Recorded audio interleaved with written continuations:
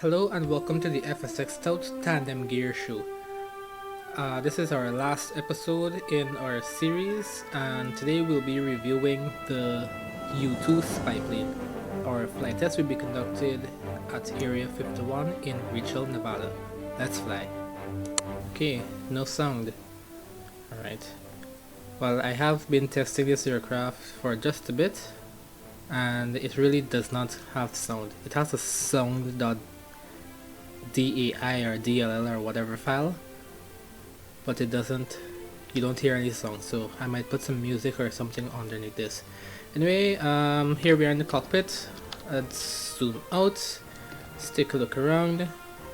We have our GPS, this primary flight display that looks like it comes from the Learjet or the CRG. Yep, these two look like Learjet panels. I don't know where this comes from though. That's our throttle.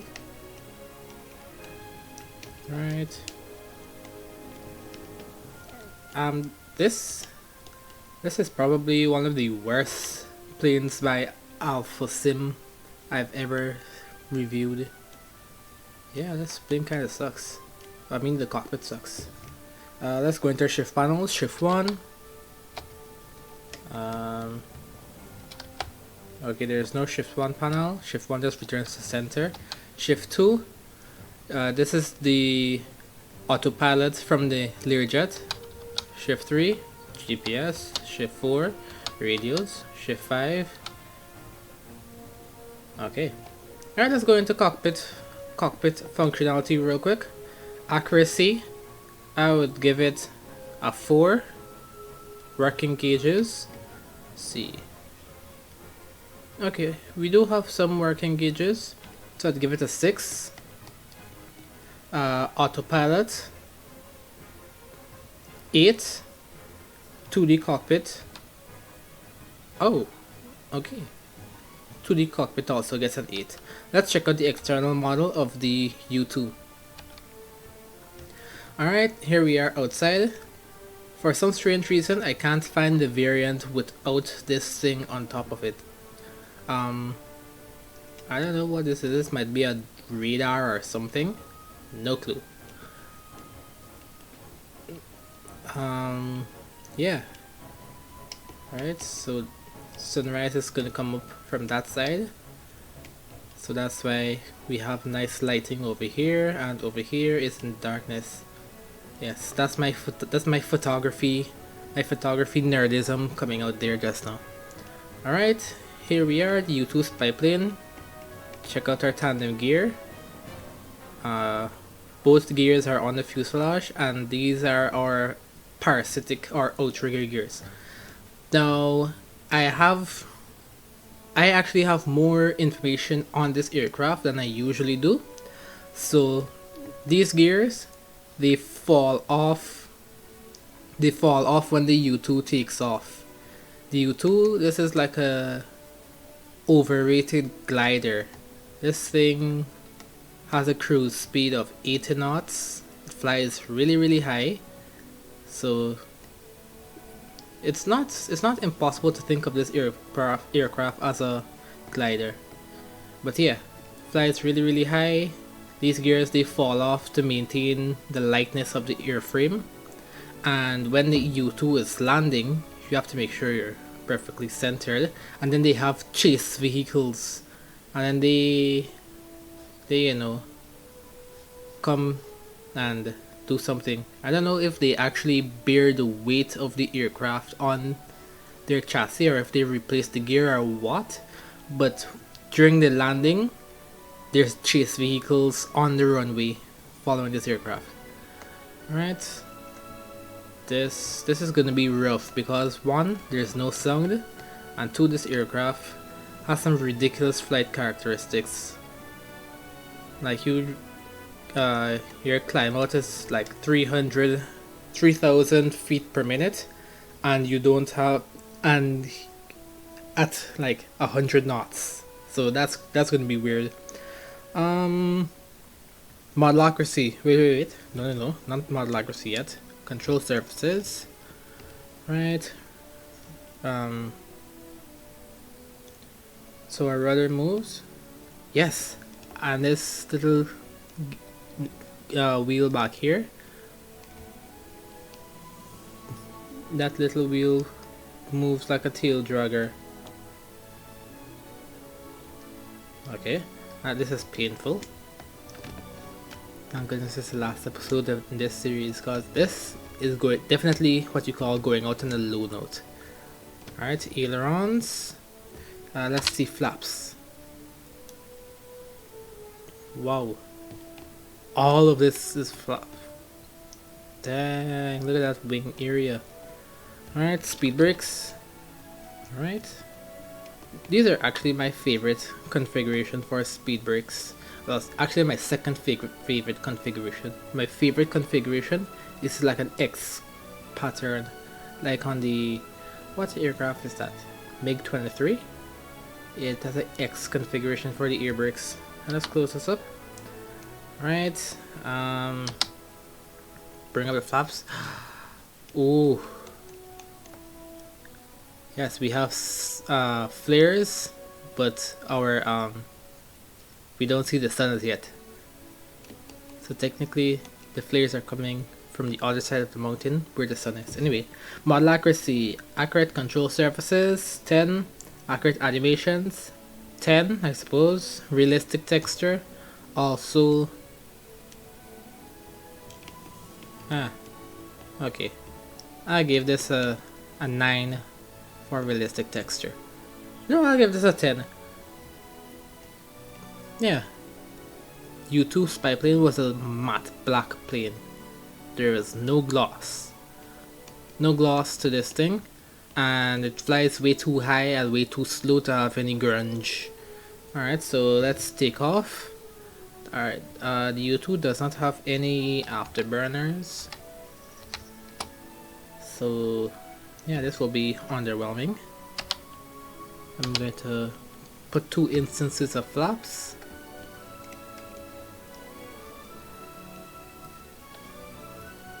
Now this U-2 has some serious acceleration.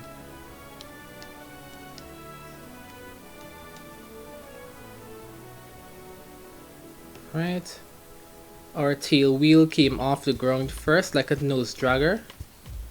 Alright, let's begin our climb, because this aircraft has a very, very low overspeed. Alright, and boom. We are airborne.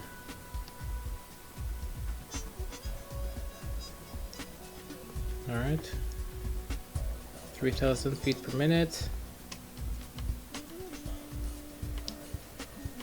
Yep. Alright. I sincerely hope this review is not as boring to you guys as it is to me. Because, well, it's not really boring to me. Oops, we're stalling. Wait, seriously, we don't even have a stall sound? Jeez, that's rough.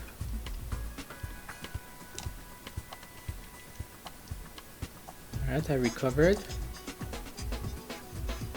Alright, U-2. Spy plane. Alright, let's go into ATC availability. Los Angeles Center. Los Angeles Center, Lockheed, S-type, Lockheed, U-2, 2 miles northwest of Alpha Romeo 5-1, request flight following. Pacific Lovely. Alright, let's mute that for a bit. Alright, so Lockheed, and it says we're type Lockheed U-2. Wow, that's amazing. Alright, AlphaSim comes through when it comes to ATC stuff. So for ATC availability, manufacturer callouts gets 5 points, and ACE type gets 5 points also.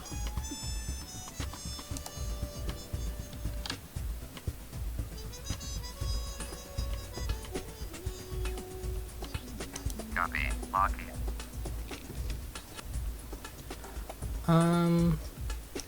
Yeah. So unfortunately the U-2 does not do anything much, but all it does is fly really, really high, really, really slowly, and take picture. enough picture. Alright, so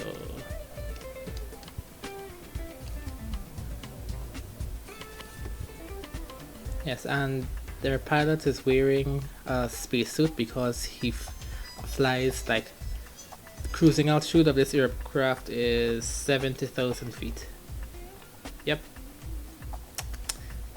Well, they fly it so high that if you have a cabin pressure failure, well, that's it. You'll be exposed to like super low atmospheric pressures, almost like space, but not quite. I think the Kármán line is 100,000 feet above the Earth's surface, but you would definitely have adverse effects to the low pressure. All right, let's do what you call it, checklist and references. Yes, there is absolutely nothing else to do.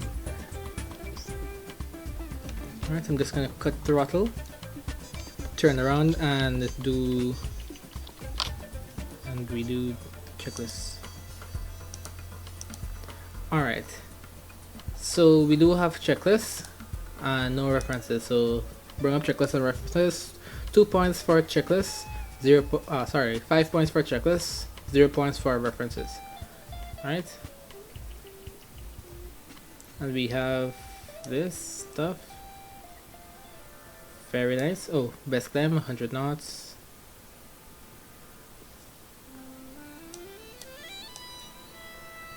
Pretty cool stuff. Anyway, so when I was unzipping this aircraft, I downloaded it, then I unzipped it. There was a file called check.htm.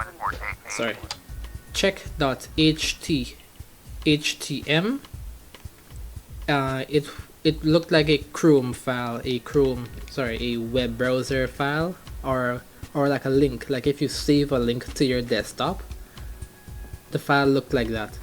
So turns out that those files were like checklists and references, but some publishers, they don't put those check files and ref files into the actual file containing the aircraft. So this aircraft, when you unzip it, it's alpha U. So in the zip file you have ref.htm, you have check.htm, and then you have some screenshots, some readme notes, and then you have alpha.h.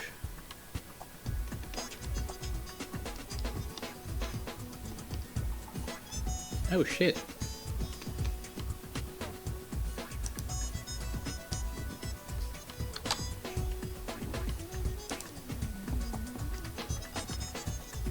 Three miles, damn. Oh, sorry. Yeah, where was I? Yeah. So I did notice that there was a check file, check.htm, and I ensured that I dropped that into the Alpha U-2 folder when I was putting this into my flight sim directory. I don't think that any other I don't think that I missed that for any other aircraft, but in the future I would definitely make sure to look for those check.htm and ref.htm files, because I don't want to I'm grading these aircraft based on these arbitrary things that I think would be useful and most enjoyable when you're using the airplanes. I'm grading them off of this, and it would be a shame if I grade the aircraft on a particular criterion, I don't know, and I did not do the right thing. I would give the aircraft a handicap. Yeah, that's the word I want to use. So if I'm grading the aircraft on, let's say, on cockpit accuracy, 2D cockpit, and I don't put the 2D cockpit file, or if the publisher does some weird shit and puts the 2D cockpit file away from all the other files, and you have to put the 2D cockpit file in yourself. If I don't do that and I grade the aircraft negatively because of that, that's like a handicap. So I'll definitely make sure to check for those files, to check that HTM and the REF file, and I'll ensure that I put those in. Alright, we are on approach. Oh crap, we are definitely not gonna make that.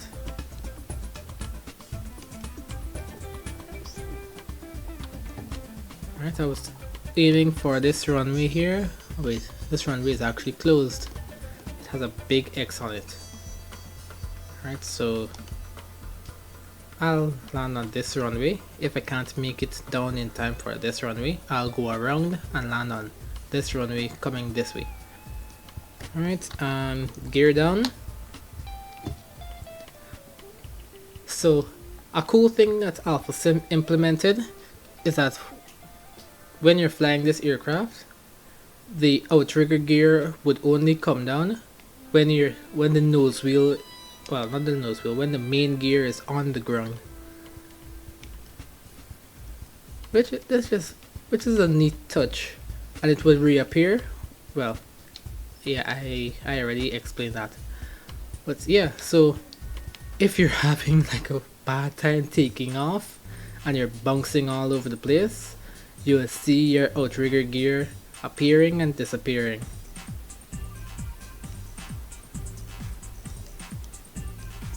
Oh, pity this airplane doesn't have sound.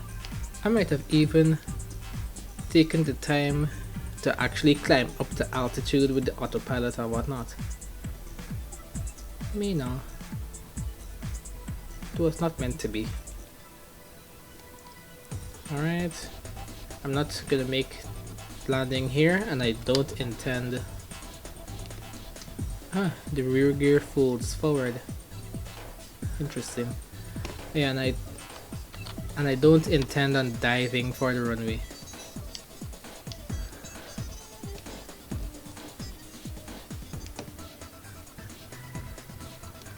Right, so we're aiming to land here. Wow, absolutely no sound at all. Right, we're aiming for this runway right here.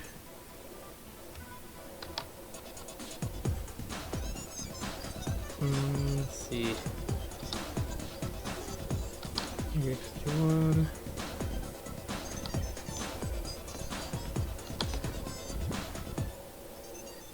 Okay. Yeah. This is like just uncontrolled tower. Right. I think I'll make a short final. A very, very short final. The sun has come up a little bit more. Very nice. Let's see if I could get a little sun flare. Yeah, sun flare. Right. Now retract the flaps a little bit. Right, we're rolling to the left. We don't have a turn indicator here. Alright, so very generous use of the rudder.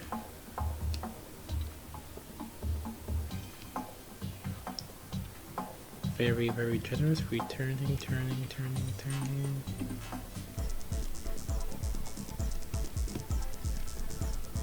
Alright. Let's bring down the gear. One more notch of flaps. Hey, this landing might actually be good. And because this aircraft is so slow moving and it doesn't sink as fast, I think I might actually be able to put this main gear on the center line. So this aircraft in particular is definitely like a tail dragger. This is a tail dragger but with one main gear. Oh shoot.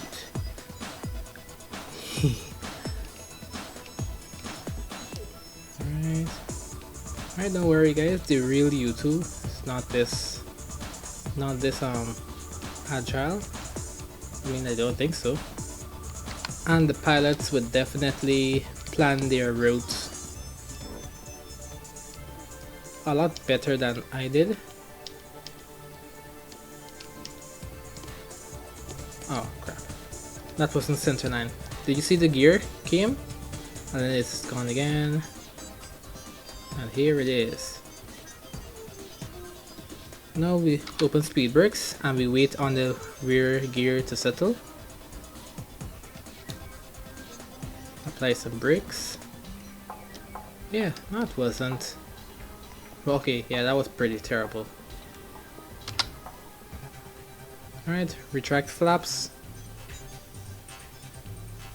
Let's see, 35 knots, retract the other thing, speed brake. Let's go into UI usability. Alright, here we are in the UI. See, Alpha made the aircraft. Let's bring up UI usability real quick. 2 points for thumbnail, 0 points for aircraft manufacturer.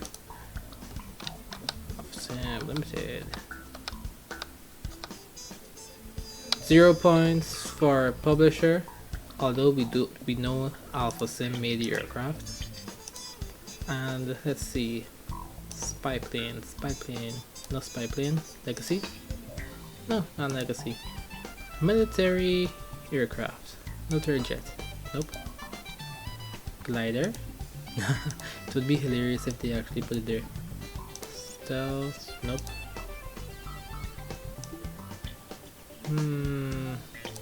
Single engine jet, nope. Single engine, oh, definitely not the turboprop. This is let's go through. Not on their legacy. Military patrol, wow, AlphaSim, okay. 2 points for aircraft type. Details, here we are with the details, very nice details, so yeah, 2 points for details. And here is the final score for the U-2 spy plane by AlphaSim. And that was my review of the U-2 spy plane by AlphaSim. Tell me what you think about the videos in the comments down below. Thanks for watching everyone, bye.